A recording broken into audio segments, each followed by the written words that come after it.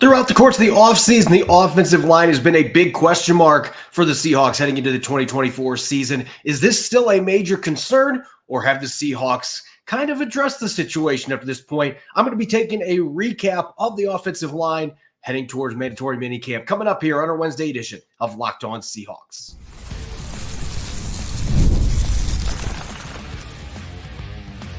You are Locked On Seahawks, your daily Seattle Seahawks podcast. Part of the Locked On Podcast Network, your team every day. Greetings, 12. This is Corbin Smith, host of the Locked On Seahawks podcast, your daily Seahawks podcast, part of the Locked On Podcast Network, your team every day. A special thanks to all the 12s that are listening in, whether you're tuning in from Willows, California, or Zurich, Switzerland. We appreciate each and every one of you for making Locked On Seahawks your first listen 5 days a week. Mandatory minicamp coming up next week for the Seahawks. Truly the final step in the offseason program before a 6-week hiatus and the eventual arrival of training camp to usher in the 2024 season. Where do things stand with the offensive line? Rolling midway through OTAs and heading into mandatory minicamp. I'm going to be breaking that all down, recapping the depth chart, where things stand at that position group. Then I've some dark the offensive side of the football that maybe aren't getting enough attention as we head towards the start of training camp in late July. And we'll continue our 90-man countdown as well with 3 undrafted defensive rookies, where they fit in, best case scenario, worst case scenario. All of that coming courtesy of our friends at Game Time. Download the Game Time app, create an account, and use the code LOCKEDONNFL for $20 off your first purchase. Terms apply. We are now closing in on the finale of OTAs. The Seahawks to this point have had 8 of their 10 practices. They will be wrapped up by the end of this week, heading towards mandatory minicamp next week. Offensive coordinator Ryan Grubb has had an opportunity now to see most of his players, at least for a handful of practices during the final stage of the offseason program. And what he said on Monday, basically he is fired up about the quarterbacks. He loves where the offense is at in general. They've installed roughly 50% of their offense to this point. But the one position group that there still seems to be some question marks, and a lot of it's just had to do with availability, it's the offensive line. He was asked about his thoughts on the O-line, which obviously is difficult to assess this time of year without pads. And he had this to say after Monday's final open OTA session.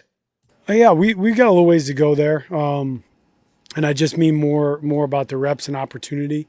Some of the guys, are still working through things and getting back. And so there's been a lot of guys shuffling in and out there, but we've been working through some of that. And I think that they'll continue to grow each week. I think, Charles and Laken have done a good job of kind of building the mesh on the left side a little bit there. So that's probably the most continuity we've seen is those two guys working together. So I think that's the next step for us, is continuing to build continuity within that group, and we're coming.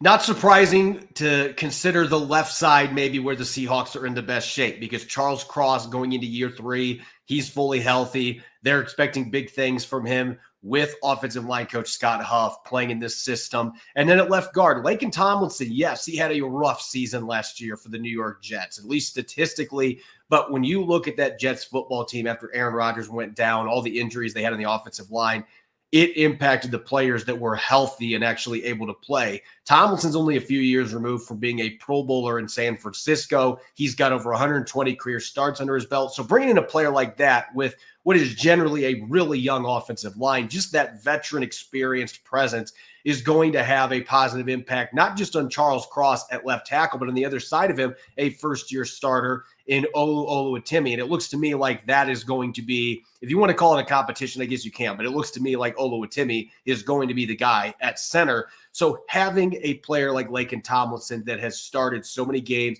has a past track record of being a top 10 caliber guard, didn't play that way last year, but he has that track record.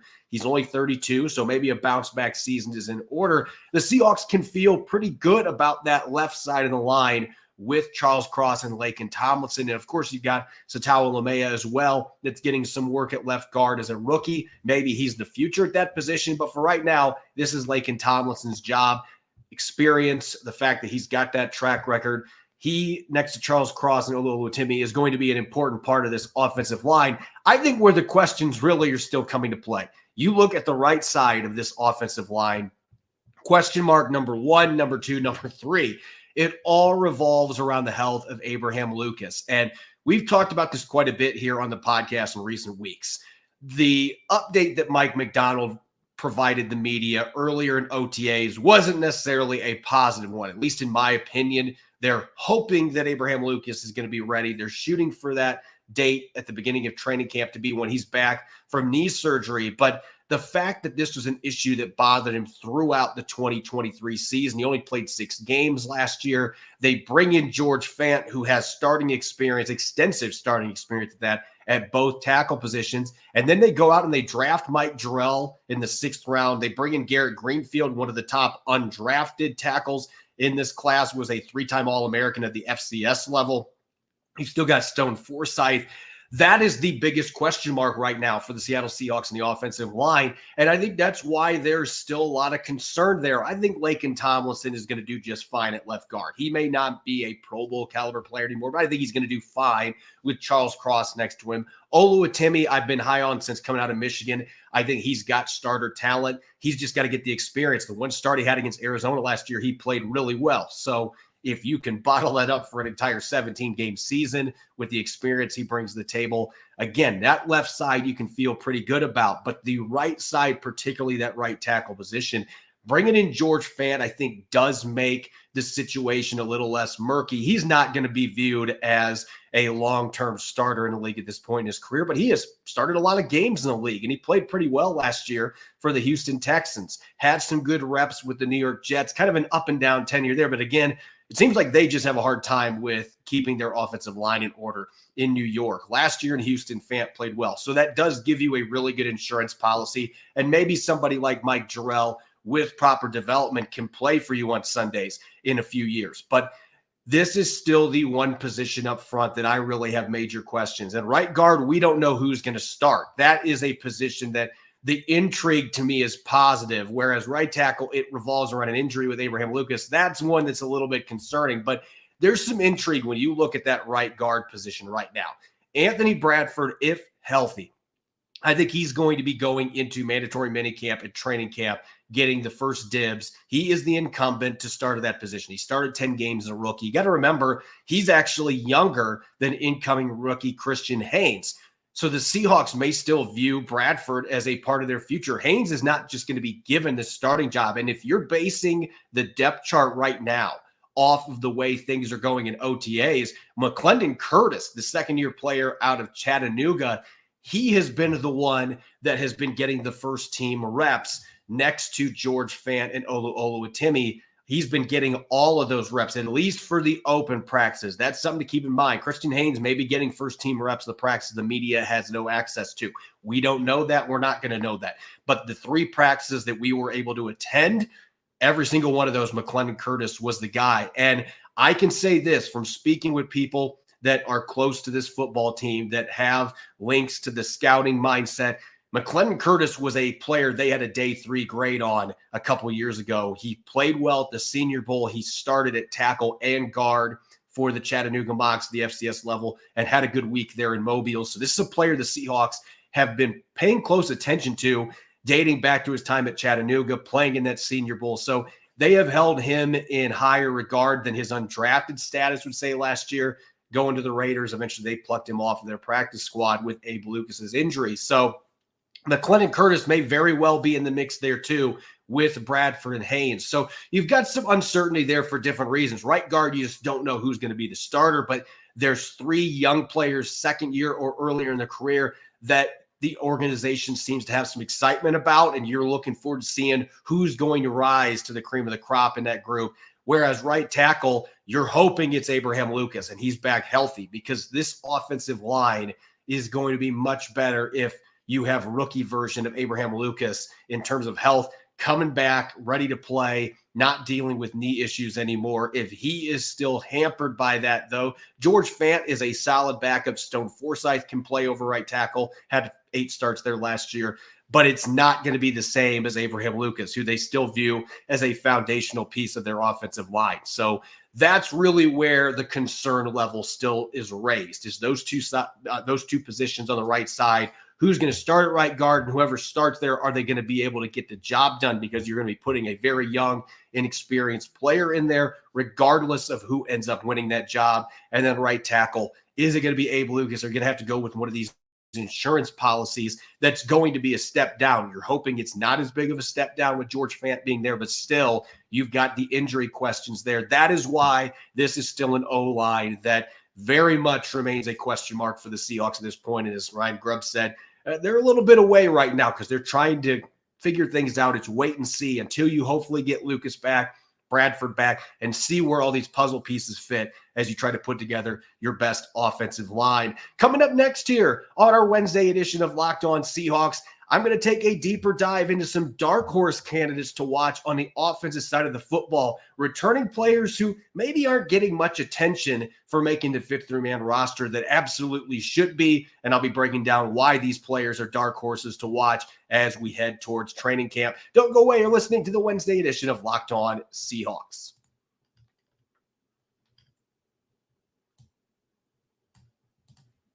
This episode is brought your way by Game Time. Sorry for those that are watching. We had a little bit of a glitch there.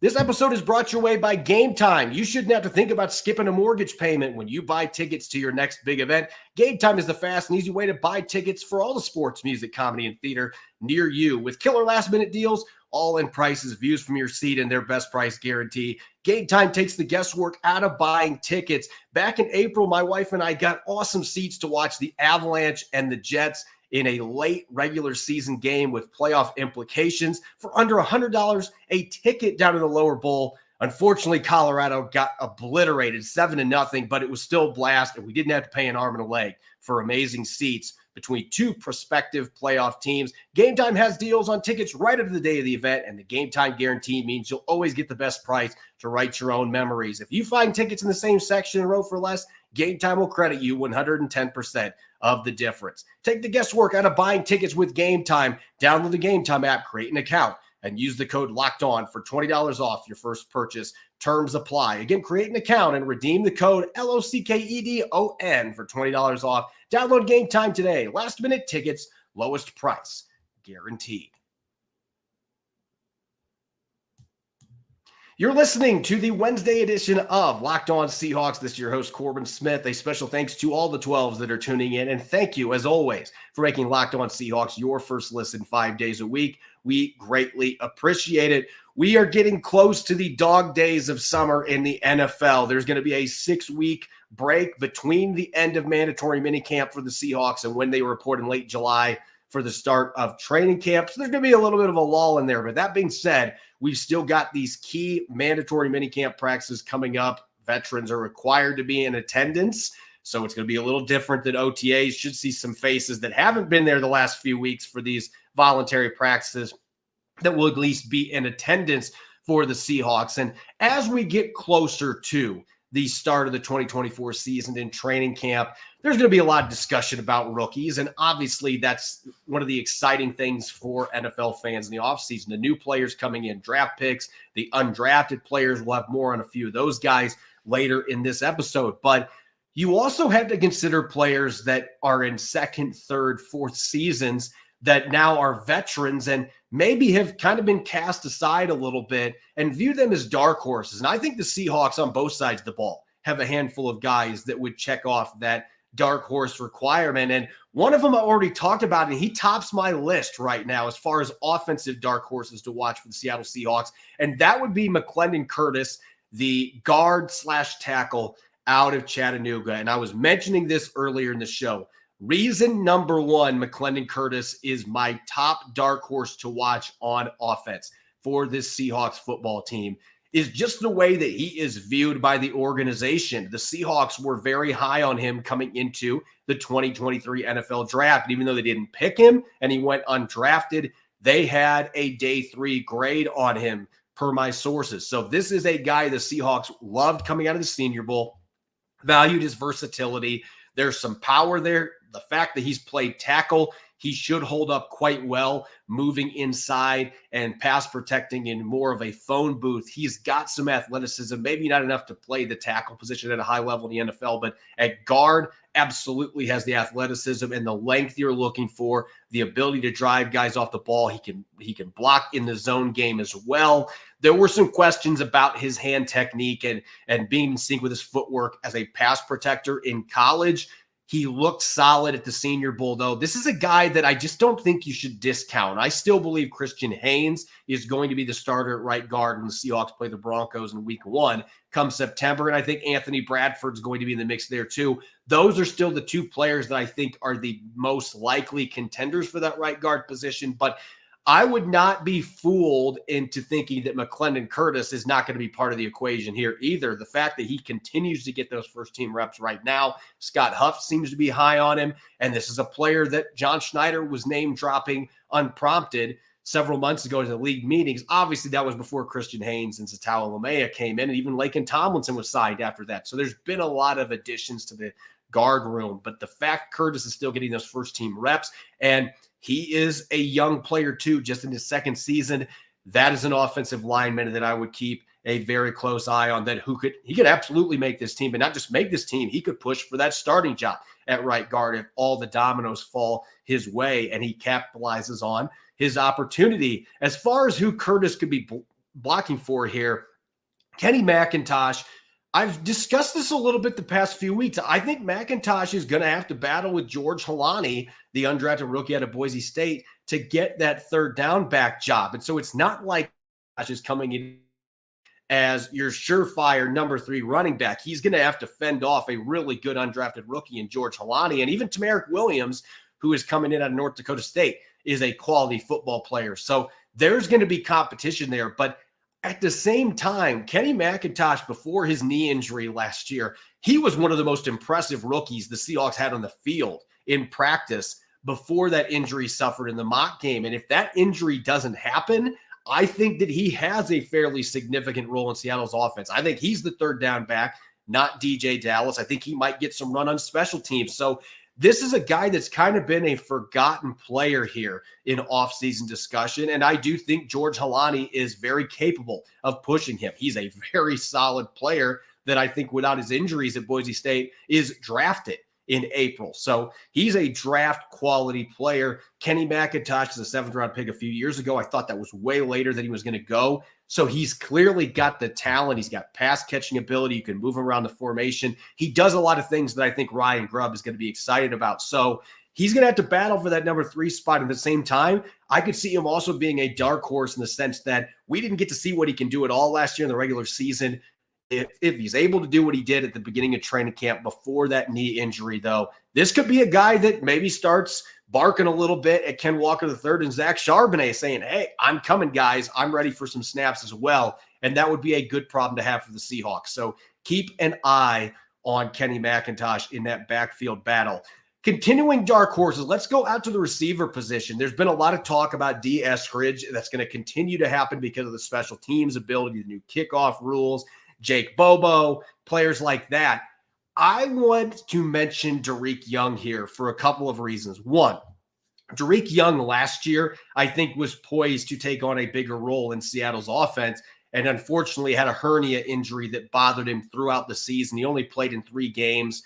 He's fully healthy now. And this is a player, if you go back to his rookie year, he played some fullback, and he actually did a pretty good job. Had some nice blocks that you can see on all 22 film. He can play in the slot. He can play outside. He was one of Seattle's best special teams players. That is something to consider as well. I think he's kind of been cast aside by a lot of fans who think, well, Laviska Shenault, D. Eskridge, those guys are going to be your last 2 receivers. Jake Bobo's on this team. I expect Bobo to be on the team as well. But for those last 2 spots, you'd be remiss not to include Derek Young in this conversation, because I think you have a player who came in from a D2 school that had a lot of room to grow. And now that he's had a couple extra off seasons to work with, he's fully healthy. He's got the size, athleticism you're looking for. He might even be a contender down the line to put in and give some reps as a kick returner with these new rules where his former running back background could benefit him as well. So I'm not going to sit here and say Dariq Young is absolutely making this football team with the depth and the talent Seattle has a receiver, but he absolutely still belongs in the discussion, especially when you consider his positional versatility and his special teams value. And rounding out my dark horses, two players that are really afterthoughts in their respective positional groups. With the arrival of A.J. Barner, as well as undrafted rookie Jack Westover, Brady Russell is not a player whose name is being thrown around a lot. The long-haired former Colorado standout played a lot of games for the Seahawks last year, though, as a special teams player. Very few offensive reps. So really no idea what the Seahawks have there in terms of NFL talent as a receiver, but he had some good college numbers. He's athletic. And this is a team that's going to be looking for veteran leaders on special teams now that Nick Bellore is gone. They are going to need some players that can help pick up the slack there a little bit. And I think Brady Russell could be a guy to keep an eye on there. And if his special teams value ends up making it that he has to be on this football team, then that means somebody like Jack Westover is going to be in trouble. You know, we'll see where A.J. Barner's injury situation sits. He's starting to do some stuff at OTAs, but Brady Russell has an uphill climb, and yet his special teams ability could very easily get him on this football team. And going back to the offensive line, I mentioned McLennan Curtis at right guard. Keep an eye on Tremaine Ankrum on the left side. He's only played right guard previously for the Rams, but this is a player that has some positional versatility. He's been getting work with the second team along with Seattle Seahawks at left guard, and he's still a fairly young player, only 26 years old, has more size than Lamea. So I'm curious to see where Ankrum ends up fitting into the mix here. Laken Tomlinson, to me, is the left guard starter. I don't think there's going to be an open competition there, but Ankrum is still a player that could very easily push Seattle Lamea for one of those backup spots to make the team. If he can prove he can play left guard, he's got a prior tackle background dating back to his college career at Clemson. Those are some guys to keep a close eye on when they have that positional flexibility that you can swing them around. Lamea's played tackle as well. So there's a lot of fun competitions for backup jobs with the offensive line as we looked at the depth chart earlier. I think Ankrum's somebody that's been pretty quiet to this point, but he's a big guy. He's physical. You get the pads on. We might see Ankrum enter the race a little bit, throw his helmet in the ring and say, hey, I signed a contract in free agency. Don't forget about me. So he and Curtis are two of the offensive linemen maybe aren't being talked about a lot that are dark horses to make this 53-man roster. When I come back, I'm going to continue our 90-man countdown. We've got numbers 87 through 85, 3 undrafted defensive rookies that I'll be diving into, best case, worst case scenarios. Don't go away. You're listening to the Wednesday edition of Locked On Seahawks. This episode of Locked On Seahawks is sponsored by Betterhelp. What's the first thing you do if you had an extra hour in your day? For me, I wish I had a bit more time to write and produce heavy metal music. The best way to squeeze that special thing into your schedule is to know what's important to you and make it a priority. Therapy can help you find ways for things that matter to you so you can do more of it. BetterHelp Online Therapy will assess your needs. It can match you with your own licensed professional therapist in less than 48 hours. Therapy has worked wonders for me in the past couple of years dealing with family-related health issues, but don't just take my word for it. Having someone in your corner to guide you when you're struggling to navigate obstacles can be invaluable. If you're thinking of starting therapy, give BetterHelp a try. It's entirely online. It's designed to be convenient, flexible, and suited to your schedule. Just fill out a brief questionnaire to get matched with a licensed therapist and switch therapists anytime for no additional charge. Learn to make time for what makes you happy with BetterHelp. Get 10% off your first month at betterhelp.com/lockedon. That's 10% off your first month of better online health therapy at betterhelp.com/lockedon. You're listening to the Wednesday edition of Locked On Seahawks. I'm your host, Corbin Smith. A special thanks to all the 12 that are tuning in. Thank you, as always, for making Locked On Seahawks your first listen 5 days a week. We greatly appreciate it. We officially kicked off our annual 90-man countdown yesterday. We did our first 3 players, numbers 90 through 88, all undrafted rookies. We're going to continue that theme today. Numbers 87 through 85, all defensive players that are going to be looking to be the next undrafted standout to make Seattle's team. And going to be starting off this process here with a player that bounced around a little bit at the college level. Rayson Williams finished up his career at Louisiana Tech, and a player that's got pretty good size, and he's played inside quite a bit in college. It's a player that offers some flexibility to play the 3-tech position, play defensive end at 270 plus pounds, has decent length as well. His athletic testing at 270 plus pounds, about what you expect in that weight range. So he's got decent athleticism.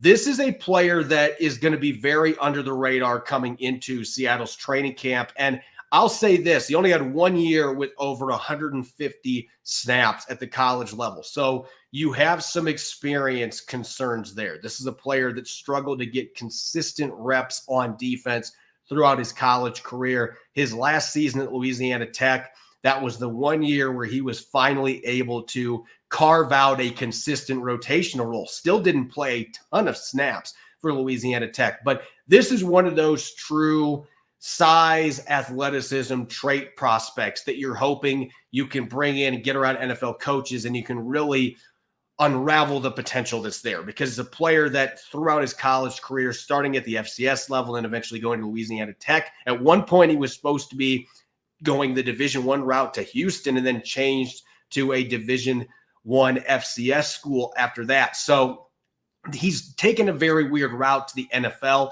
but he's got that 270 plus pound frame, can play a little bit off edge. He can play that 3-tech position, might be a little light. It's one of those tweener type situations. So most likely at best practice squad, develop this kid some more, maybe put a few more pounds on him, and he can be a real defensive end in a 3-4. But it's going to be tricky sledding with him not having much experience playing off the edge in college, and in general, just a pretty unpolished player coming into the league. Staying on the defensive line, we're going to look at a totally different player here who played a ton of snaps at the college level, and he was a late addition to Seattle's roster. Nathan Pickering, coming from Mississippi State. We're talking about a 300-plus pound defensive lineman, tall, maybe a little bit light in the lower body, not the best athlete. In fact, his athletic testing, his RAS score was below 2.5. So not a guy that blew people away with his athleticism, and I think that's the main reason he wasn't drafted, because when you look at his production at Mississippi State, Pickering was a guy that consistently found his way into the backfield. He had multiple seasons with at least 2 sacks for the Bulldogs, had a bunch of tackles for loss. So you had the production there. Never was an all SEC player, but he was a productive contributor and a starter for multiple seasons at Mississippi State.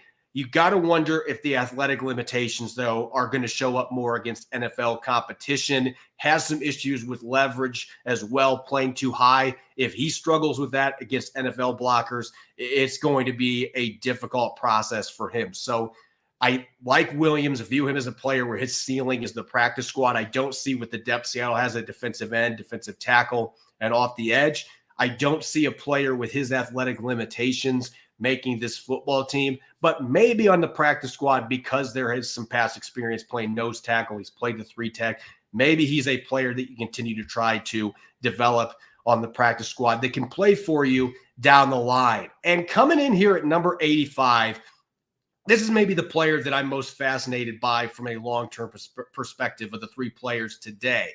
And that is Ro Torrence, coming out of Arizona State. And you want to talk about a well-traveled player. He started his college career at the JUCO level, then transfers in 2021 to Auburn, plays a couple seasons at Auburn, and then last year transferred to Arizona State. So he went from the SEC to the now defunct Pac-12 and had a couple of sacks, had an interception, showed a more well-rounded game last year for Arizona State than what he showed in previous seasons with Auburn. And what you love about this kid, if you're the Seahawks, he fits the measurables they've looked for. We're looking at a corner that's in that 6'3", 200-pound range. So he's got the big body, the long arms, and he uses those effectively. He is a really good press cover outside corner. That physicality, that toughness is what made him productive at the college level. And in the right system, Seattle seems to be prioritizing guys who can do that in Mike Macdonald's scheme.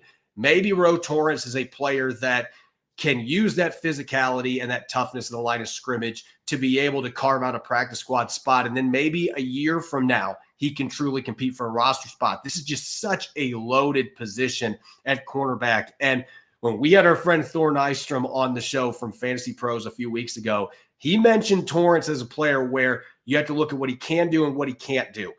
What he can't do, he's a really good press cover corner. As I mentioned, he's got some physicality. He can blitz a little bit. What he can't do, he can't run. He ran in the 4.7s in the 40-yard dash. And so if he gets beat, he doesn't have the speed to be able to catch up. So he is suspect to giving up big plays.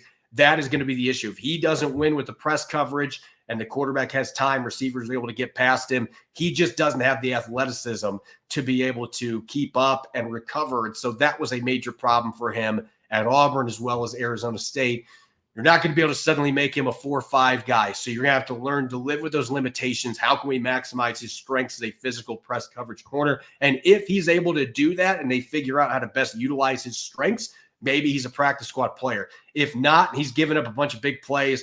It's pretty self-explanatory. His time with the Seahawks will end up being a brief one in training camp and the preseason. As always, you can follow me on X and Threads at Corbin Smith NFL. Make sure to subscribe to Locked On Seahawks on YouTube and wherever you listen to your podcast to make sure you don't miss a single episode. Coming up tomorrow, as promised, we were going to have it today, but we are going to have an awesome guest breaking down the Seahawks draft, the pre-draft process. We're looking forward to that coming up on tomorrow's Thursday episode. Make sure that you're listening in and enjoy the rest of your Wednesday. Go Hawks.